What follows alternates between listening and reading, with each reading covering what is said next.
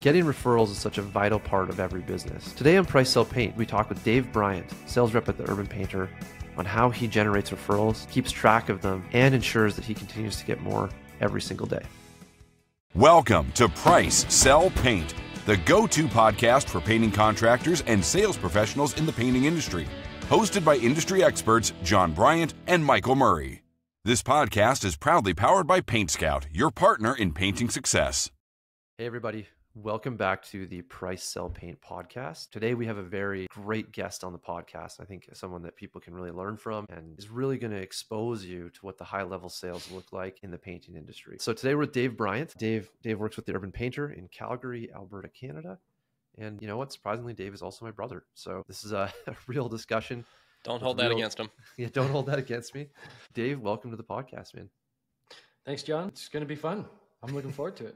I'm excited it's our first guest. It's finally not just the Jon and Michael rambling on for an hour show. We're going to get some real expertise today. First one. Oh, Number one. Number one guest.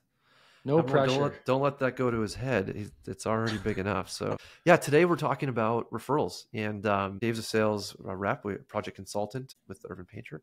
And it's a family company that we've been running for the last 15 years. And what Dave is amazing at is selling paint jobs, connecting with clients, and also building just an insane referral network of people that have become fans, past customers who refer us.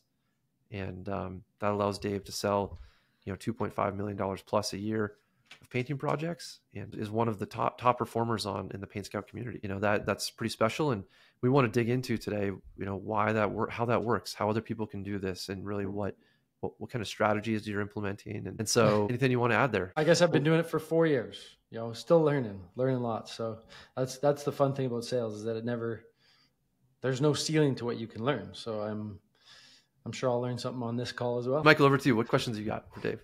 Oh yeah. I mean, so many. So thanks, Dave, for joining us. I'm excited. I'm going to learn quite a bit today. We actually did a call with you at my company at Textbook last year just to chat about your referral system. And I took away, oh my gosh, so much. And I'm excited to, kind of have a similar conversation today to be able to share that with the Price Sell Paint audience. And I know it's like a really timely topic in the painting industry, as you already know, but it's, last year or so, all anybody seems to be talking about is leads are down and things are a little bit more challenging. And, sales reps maybe don't have quite the abundance of leads just, flowing in from Google and the phone and all the things. And so as sales reps, I think a lot of reality has set in that, hey, we got to go out and find some work.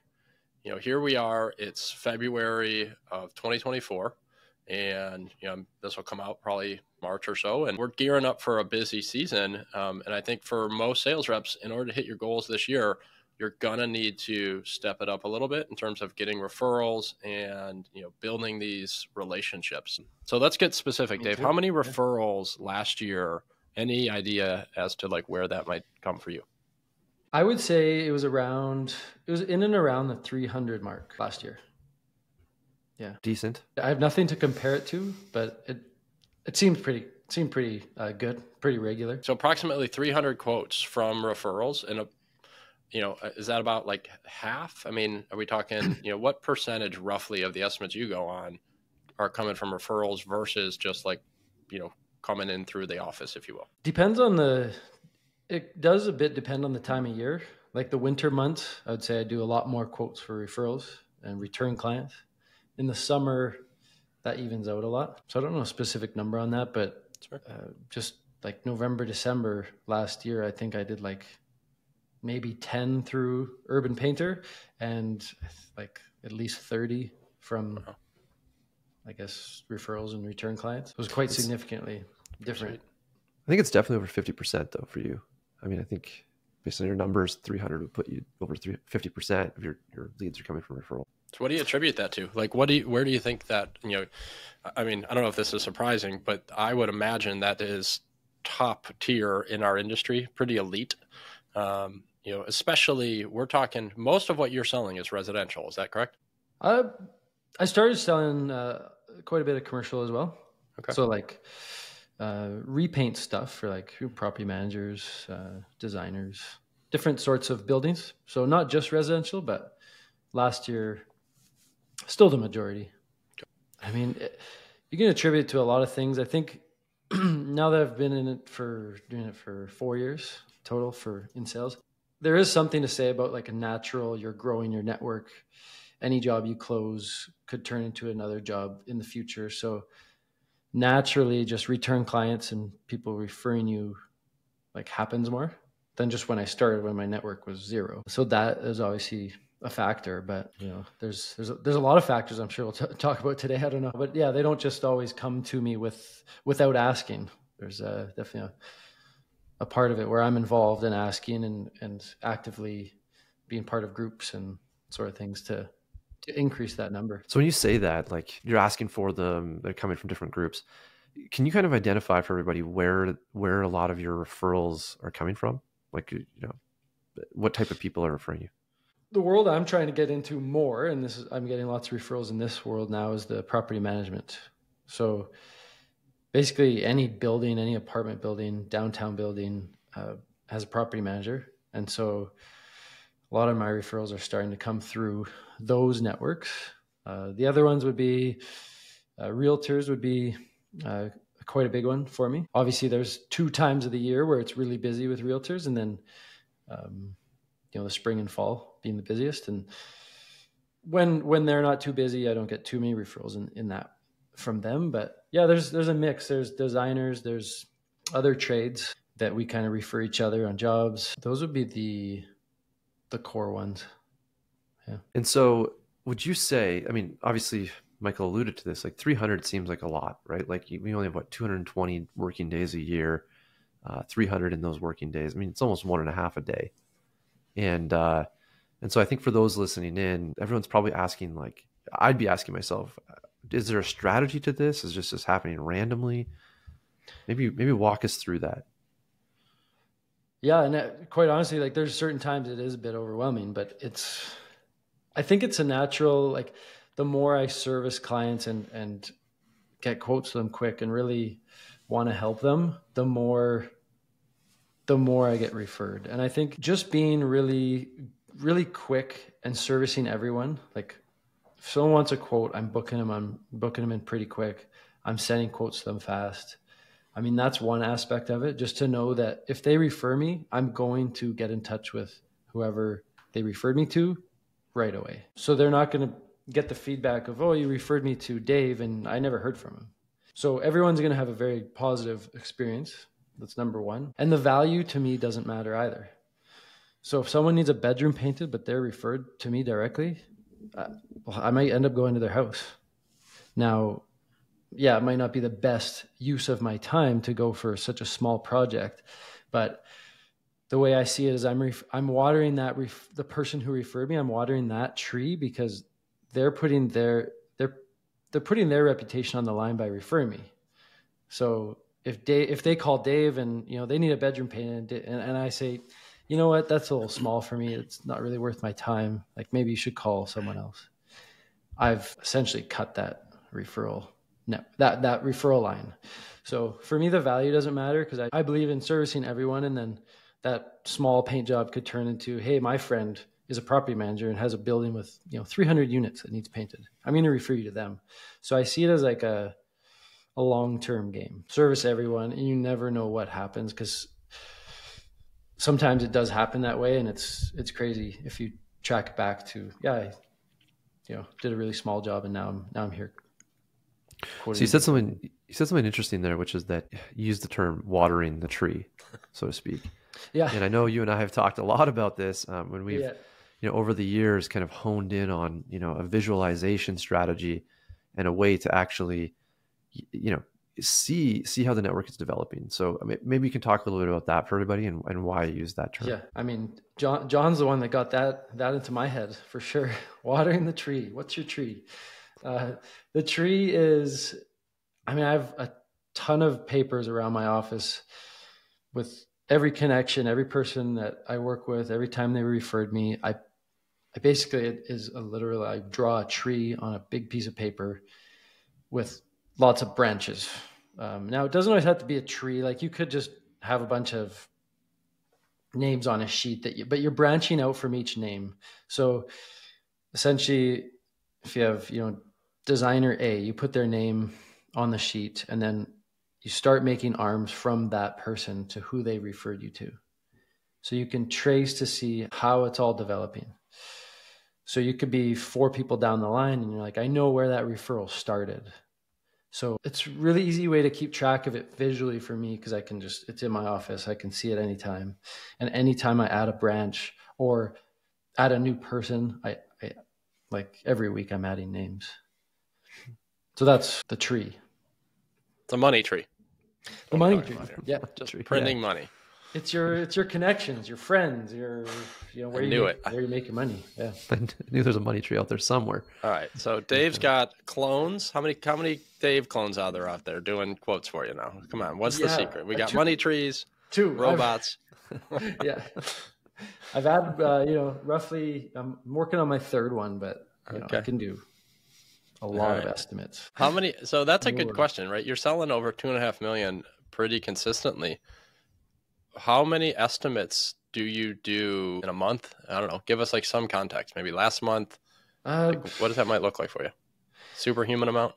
I mean, January is pretty slow usually, so maybe 30 January.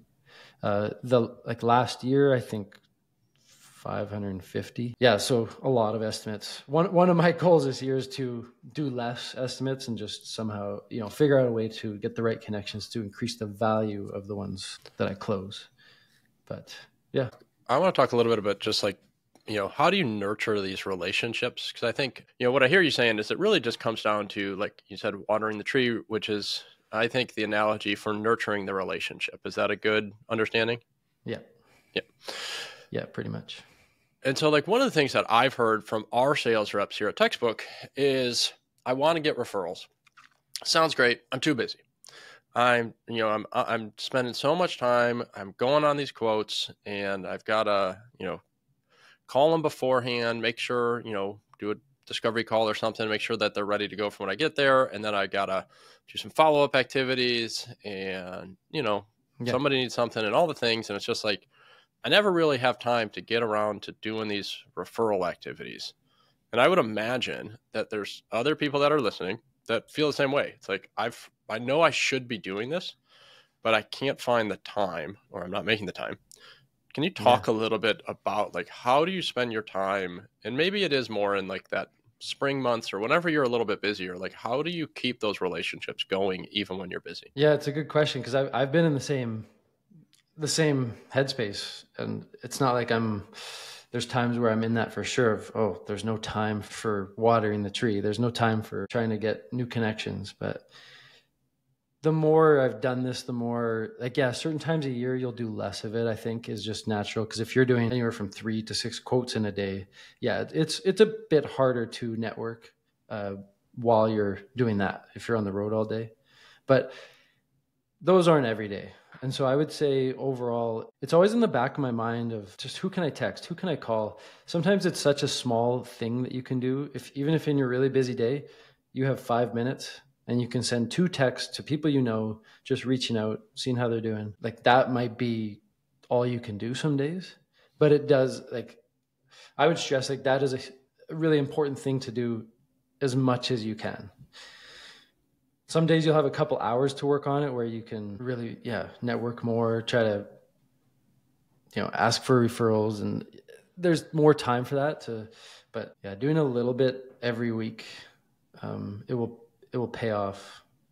In the slow months is really when it pays off the most. So it's like, I think there's 2 parts here. One part is like, how do we get started? But let's get to that in a minute, maybe, because I want to just stay on this idea of like, when we're busy, but we've got some referral partners. Probably everybody listening, if you've been in the industry for a little bit, or even if you haven't, you probably know maybe a realtor or a property manager or somebody right now that comes to mind that you could reach out to, send them a text. Maybe you haven't talked to them in a little while. And, to your point, like kind of stay top of mind. What is that? Like, give us a quick, example of what that might look like. Are we specifically asking like, hey, it's Dave, what can I come paint for you? Or like talk a little bit about how you keep in touch and what that might look like. Yeah, it's often not what you just said, just because my view of, developing relationship with anyone is becoming, not just like business transaction. So I view it as, I'm not their friend, but I'm a business friend. Like if they need help from me or painting, like I will help them out as best I can. So that's how I view it. So when I reach out, the specific would be, hey, Michael, how's it going? Just wanted to check in. Been a while since we've connected. Just want to see how your year's going so far. Like that might be a pretty quick, easy text if it's been a while. If it's a realtor, how are things? Are they picking up for you? Selling any homes lately? Like just quick check-in. Yeah, so it's not, sometimes it could be personal. If you know them better, just ask them something about, hey, last time we chatted, you mentioned about that run you were going to do. How'd that go?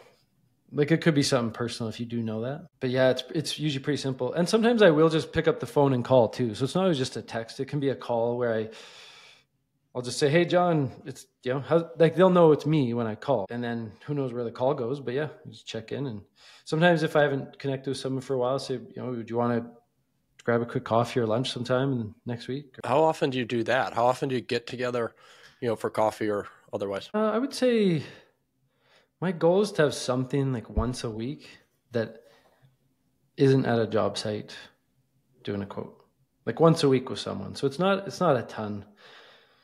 Some weeks I do a few. In the winter months, if I can try to even get out 2 or 3 times would be a better goal. But yeah, it might average to one to two. So, and the types of activities you're doing, right? Like coffees, texts, like, are you doing lunches? Are you like, what other activities are you doing to connect with people?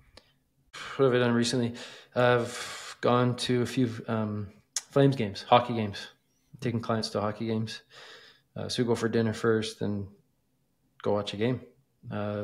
Last summer, quite a few golf games. So taking someone out for, half the day or at the end of the day, we'll go golf. Lunches, it all depends on the person, but some people, it might not be quite the connection where I want to have, an hour and a half with them. But the people I do, I'll just ask for a lunch. Maybe sometimes, it's just a coffee with, if it's just a quicker meeting. Yeah, I think those are the main things. Now, I guess a follow-up question to all of this, when you do get a referral, what do you do? What's the process? Like, because part of it, I think, is that, we always need to reward people for the behavior that we appreciate, right? Like they give you a referral. I think probably a lot of people in your network might not per se need money, but what do you do to say thank you and keep encouraging that? Yeah, just $1,000 checks. Just perfect. If you come to my office, I've got $1,000 for you. Not quite that, but something similar. I mean, I think the most important thing is acknowledging that they've referred me, to be honest. And that's just with a call. Like I'll call them and say, hey, thanks for referring me to this person. And, I'm meeting them tomorrow and I'll let you know how it goes. I think at the end of the day, they're acknowledged that they've been referred, and then I'm going to update them on how the process is going. So I'll often tell them like, we got that job with that client, just so you know, we're painting their house in a couple of weeks. Mm-hmm. So then they're just kind of in the loop. Second thing I'll do is we do a referral gift. So anyone who refers anyone to us, we'll send them a gift in the mail, like a gift certificate for dinner. Just to like a local restaurant or something. Is that the idea there? Yeah, the ones we have, it could be a local restaurant. The ones we have are like a group of restaurants. So they could pick between 10 restaurants to use the gift card at. Cool. I'm sure every big city would have something like that. And are you doing this just for jobs that you get, or how do you work that? I mean, in the past, that was our mentality. Like, hey, we'll give a bigger pat on the back for someone we get the job for, or maybe a smaller one for someone we don't, or nothing at all. I think our new mentality is just to thank everyone. If you're referring us, we get the job or not, it doesn't matter. Here's your gift. And I think that just tells people, like, if they're referring us, they're clearly happy with us, or like they have in the past dealt with us, most likely. So it's just saying thanks. And likely, if they're going to refer again, they'd probably refer us again. So that's the hope with that. I want to go back to this tree idea. So, I see kind of like over your shoulder by the door there's like, like a big Post-it piece of paper. Yeah. Kind of looks like a drawing of a tree. So I think Yeah. that might be an example of one of the trees that you talked about before. It is. Yeah. Yeah. Okay. So like talk to us a little bit about like, again, obviously we don't want like the specific names or whatever, but it's like, just explain this process a little bit better. So again, I'm going to go buy a big piece of paper and, I'm going to draw something that kind of resembles a tree. And I'm writing like the names on it. Am I writing the activities that I'm doing on it? Like, what am I using that for? Help me understand here. Yeah. So the paper's pretty big. Like I don't know the specific size. Actually I do. 5.2 square feet is what it says. Okay. The big Post-it note things. Yep. Yeah. I see it. The big Post-it note. Yeah. It's got a sticky on the top. Yeah. It's fancy. I don't know. I have like six of them now. The main thing for me is I draw a tree down the middle, and then off that, just anyone or you could even add some people you want to, I guess, on that. Like, hey, some targets, I guess, to work on that. But mostly I put on the people I know, and I'll make a line to a circle, put their name in it.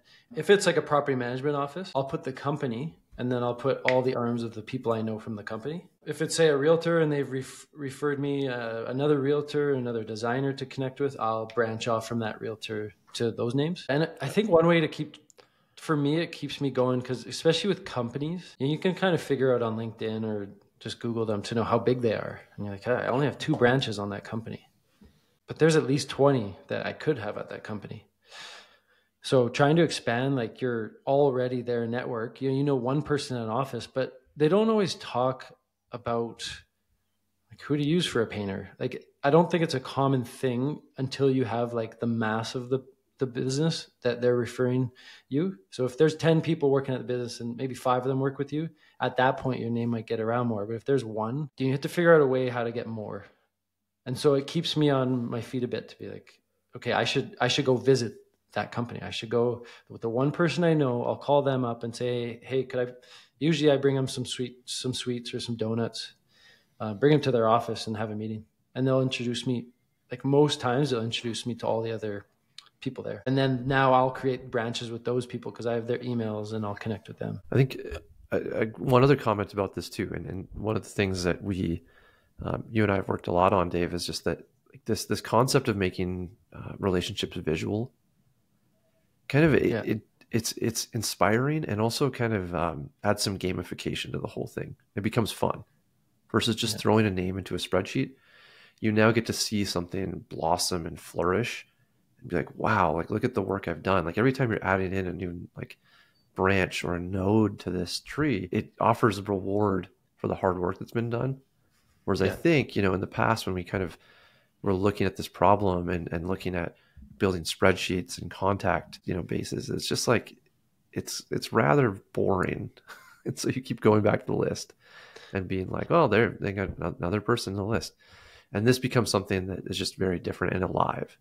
And so I think it's definitely way more exciting to write a name on an actual piece of paper on your wall than just maybe an Excel spreadsheet or just in your phone. Mm-hmm. It just gets lost, I feel like, in those places. And you can definitely have both. But if I'm going to, figure out, hey, who should I connect with today? I just look at my wall. It's just a lot easier to visualize it all. I think it'd be cool to like use the dry erase paint and just make the whole wall a big writable surface, and like the whole room becomes a big tree thing. That'd be sweet. I mean, that's an option. Once you get to that point, it's like, hey, I need the whole office dry erased. So do you keep track of like specific activities in something like a CRM as to like, when was the last time I text this person or stopped by with donuts? Or is that just kind of happen? You just kind of remember and you just keep in touch often enough? Yeah, my strategy is more just remember. Yeah, I don't really write it down. I find sometimes tracking too many things for me is it just gets hard to keep track of all the different lists that you have to do. I'll just have a spidey sense a bit. Look at some names on the wall. Hey, I haven't connected them in a while. I should bring them donuts. Like if you do that to each office once, maybe twice a year would be a good amount. So if you're like, hey, it's been a year, I should do that again. I thought you were going to be the first sales rep to say he likes using the CRM, but nope, we'll go on. Move past that. The first podcast, I like it. First one to say that? Sorry, I can't have too many firsts today. No, all right, fair enough. Yeah, Dave, I mean, like super interesting. Obviously, we've seen some great results working this method of, visualizing, moving towards activities, like specific activities that, as you've heard me say before, water the tree and give that tree more life. Someone who's new to this, what do you suggest? Like, obviously they're going to look at a piece of paper. It's going to be pretty blank. They got to do something. Walk through what you think is the best way to get started. Yeah. I mean, I think everyone at the very least would have 2 or 3 names of like, hey, I met this person once. I have a friend who's a realtor. My mom's friend is a designer. Like there's got to be something in your network to just start with. Your old neighbor, you're like, just like one of my old neighbors is a realtor and I connected with him and I didn't know him very well, but there's always, I think there's at least a couple names to start from. So it can be like, it can almost seem like, I don't have a network, but it gives you somewhere to start. And those people might be dead ends. Like they might not lead to much. Developing new relationships. I mean, it can come from, if you truly have no leads for people to refer you to someone new, I think and sometimes you have to go the route of, I've done this before. I've gone online to like the realty listings in the city, and every house is listed online and who's the realtor. So there's hundreds of people you can call to say, hey, you could say, I just drove by one of your signs. You're selling a house by one of the houses we're painting. I'm with the urban painter. Do you ever have need for a painter? So you could make 100 calls in a day just by going on, finding the listings in your city.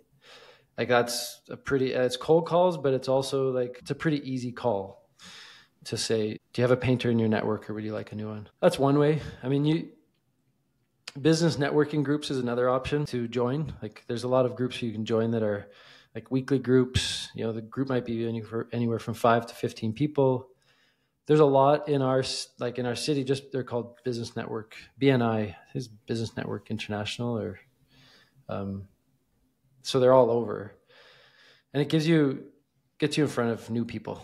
So if you don't have a network, it gets you in front of potential new referral trees. I tend to agree. Like it's about identifying who your connections are. And I think more importantly, it's about learning how to build connections off connections. And I think far often we feel as that's a dead end, or we forget to ask the question, or we forget to even ask what we're looking for.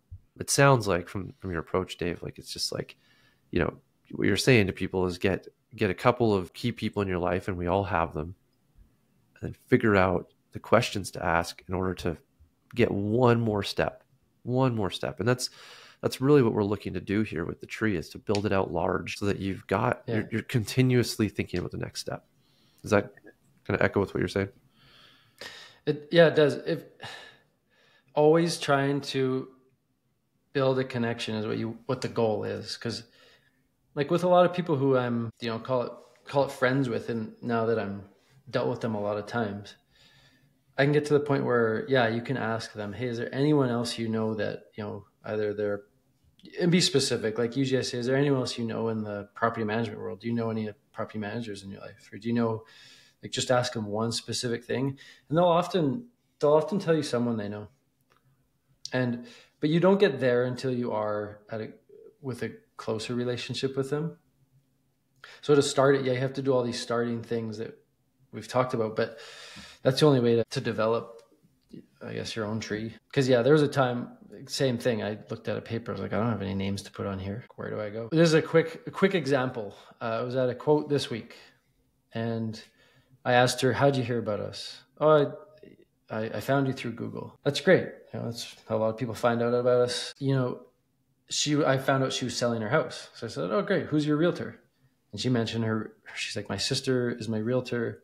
And I, oh, that's awesome. I've heard of the company before. I'd love it if you could connect us. Now I'm asking someone I've never met with. There's a random lead through Google. And I asked her to connect me with her sister, who has a realty company, has 20 realtors. So when I sent the quote, I said, hey, also, would you mind just sending that intro email to me and your sister so we could connect, and I'll take it from there. So that was just asking questions through someone that didn't know me yet and was comfortable doing that. Seems like realtors are a big part of this, like strategy. Is that pretty accurate, or is that just like kind of the example that we've settled on for the day? I heard, property managers and realtors. Is that a big, yeah, realtors are big. I would say property managers are bigger for me now.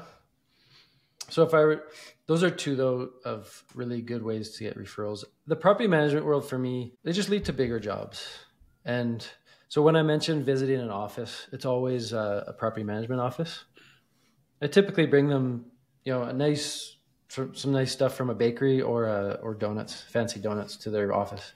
And that's a way for me to meet other people in the office. Are you scheduling that, or are you just like random, just like a cold stop by, like, hey, I was in the area, wanted to introduce myself, here's some donuts kind of thing, or did you pre-schedule it? I always pre-schedule it. Okay. Yeah. So I usually know someone, and I connect with that one person that I know. Yeah, I've toyed with the idea of just showing up, but I like it better when they have a time set in their schedule. And the one I did this week, I was there for 45 minutes. So you get to know someone pretty well. She had a second person come in the meeting, and again, we didn't talk about paint much. We did a little, but the main thing is just becoming more familiar with each other. And so if I set up a meeting, I get that time. Whereas if I just show up, they might give you a few minutes, but that's about it. They're probably busy, or they might not even be there. Yeah. I think it's such an interesting thing to dig into. And obviously, thanks for sharing, Dave. As we kind of wrap things up, what do you suggest to someone who's new, just getting into this? Given all of your experience, what would you suggest to them to get started? Someone who's just getting started, I would say read some material, read some books, or get some recommendation on some books that you could read, or people you could talk to. Learn from some people in the industry already. Those would just be some good ways to start, just to get thinking about different strategies and different things to do. Yeah, sorry, I didn't have a good answer for that one, but it's all right. I think a great takeaway today is just to get started. I think a lot of us who have done painting sales and have tried to build networks just forget about the day-to-day activities that actually lead to long-term success. And getting started in this area where you just get whether you set up your own referral tree, of which we're going to have an example at paintscout.com or in the link in this podcast as well, that you can use to get started, and just to start visualizing and starting to use simple activities to build your referral network, and to start to have a community that supports you in those slow times. And I think that's my major takeaway from today, is just to try it, see where it goes. It's going to take time. Don't expect immediate results. This is probably we always say it's a 4 to 6 week turnaround to see some results. So really, we're talking about a longer term strategy here. But if you do it consistently, you're going to probably see results every 4 to 6 weeks, which starts to compound. So huge encouragement to you, Michael, Dave. Thanks for tuning in today. Appreciate having you. Thanks for being here, Dave. Yeah, thank you. Yeah, thanks, John. Thanks, Michael. That was good. Look forward to more. Absolutely. We look forward to having you back on. Yeah. As per usual, if you guys enjoyed this, like and subscribe. We look forward to continuing the conversations with more guests, more elite salespeople in the painting industry who are really changing the game. And thanks so much for tuning in.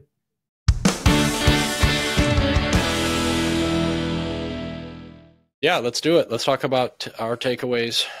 For me, I feel like there was a lot. So I thought the conversation with Dave was great. I really like the visualization and the tree, but I think the biggest thing was that it's like up on the wall. I don't think it matters as much. We were comparing it to the spreadsheet versus the paper, and I like the visual, but I think the main thing is like, it's not out of sight, out of mind. It doesn't just get buried in the spreadsheet that gets closed, but it's up on the wall, and it's something we're all constantly talking about, thinking about, and sales reps are, the most successful ones are competitive, but not necessarily externally competitive. It's like that internal competitiveness of like, I heard Dave talking about like, I want to make this tree like a little bit bigger, or I want to add some people to it. And when I get to write like a new branch on that tree, I'm excited. I'm pumped up. I get that dopamine hit. And so that, like, one of my takeaways is just making it visual. I mentioned during the podcast or whatever earlier, like using the whiteboard paint and just like making the whole room something that can be written on. We've done that here before with just like some leaderboards and some stats. And I think we're going to do something with this tree idea, or like this, this like webbing kind of concept that you guys have come up with to, really make that visual. That's the big takeaway, I think, for me, is that, keeping it top of mind. How about you? Yeah, I mean, a takeaway for me, and it's a takeaway every time I talk about this subject, is that people buy based on trust. And we've talked about this before, Michael, that interior painting is heavily based on trust. You're letting people into your home. There's a lot of variables there, and a lot of them come from whether you can feel comfortable with the company being in your home. And so referral is so valuable, especially in the winter, and for a lot of us who, are on seasonal climates, interior is all we have.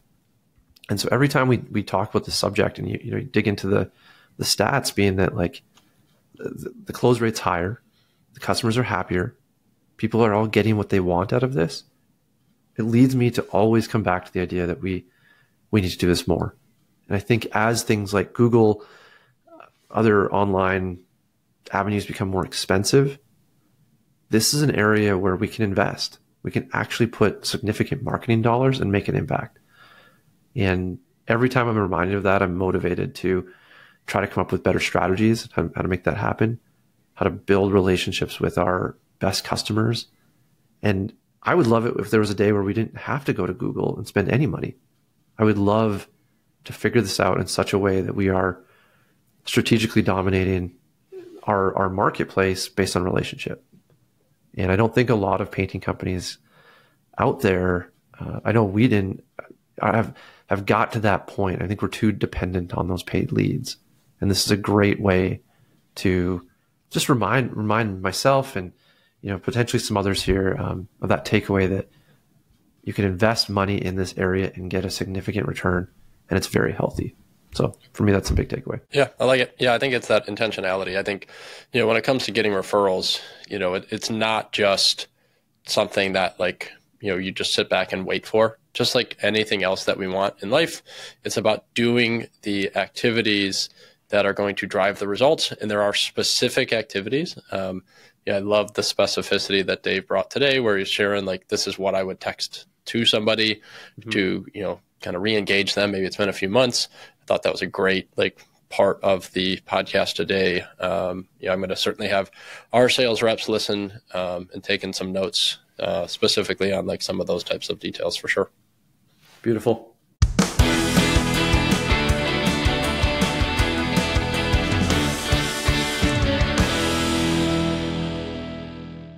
This podcast is proudly powered by PaintScout, your partner in painting success.